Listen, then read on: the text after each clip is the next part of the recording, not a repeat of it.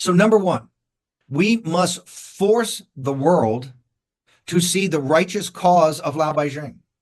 And what is that righteous cause? Righteous cause is quite simply to live with the same types of basic freedoms that the rest of the world enjoys. And I don't care if you're in sub-Saharan Africa, if you're in Central Asia, if you're in North Africa, if you're in Central America, you can go to the poorest countries in the world. Bangladesh, you name the 5 poorest countries on the world, and in the poorest countries, the lowest citizen in the poorest countries has more freedom than the richest man in China. How do I know that?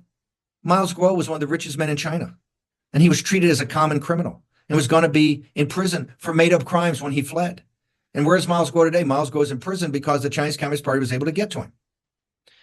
Our message is very simple, that the Chinese Communist Party is not the legitimate government of the Chinese people, number one. Number two, in their illegitimacy, they have enslaved one of the greatest civilizations in mankind's history. The Chinese civilization is enslaved, and it's enslaved to be a cog into an international economic system that is inherently unfair. It's unfair because its foundational element is the enslavement and the slavery and work for slave wages of the Chinese people.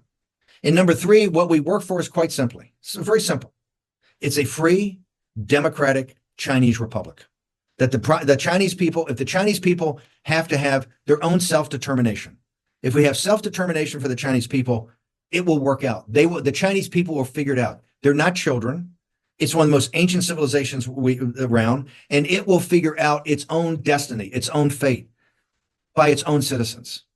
We have to hone that message and use the platforms that we have today. Your Chinese language network, your American language network, and they're quite small. I understand that.